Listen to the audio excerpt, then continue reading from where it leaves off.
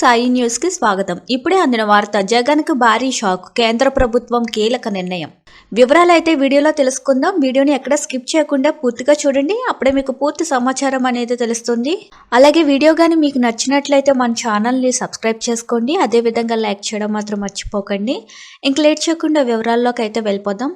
మాజీ సీఎం జగన్కు కేంద్రం ఊహించని షాక్ ఇచ్చింది.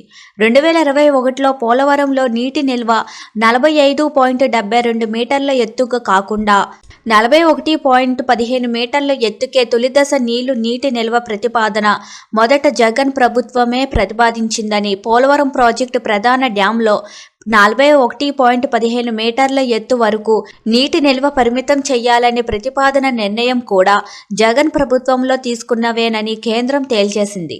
సమాచార హక్కు కింద సమాచార హక్కు కార్యకర్త ఎనగంటి రవికుమార్ అడిగిన ప్రశ్నలకు పోలవరం అథారిటీ సమాధానమిచ్చింది.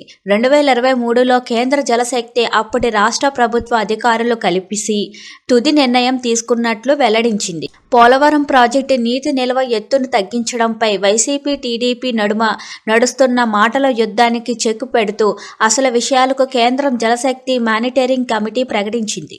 పోలవరం ప్రాజెక్టుకు సంబంధించిన కీలక అంశాలను గత ప్రభుత్వం కీలక విషయాలను వెల్లడించింది. గత ప్రభుత్వ హయాంలో 2021 జూలై 29న జరిగిన సమావేశంలో డ్యాంలో 41.15 మీటర్ల ఎత్తుకే తొలుత నీళ్లు నిలబెడతామని జగన్ సర్కార్కు ప్రతిపాదించింది.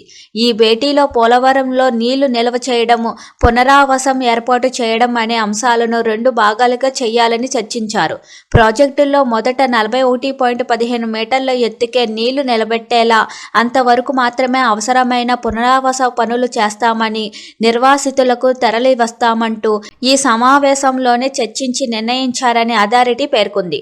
అయితే పోలవరంలో నీటిపారుదల విభాగానికి ఇవ్వాల్సిన పెండింగ్ నిధులను విడుదల చేయాలని ఆనాడు సీఎం జగన్ను కోరింది.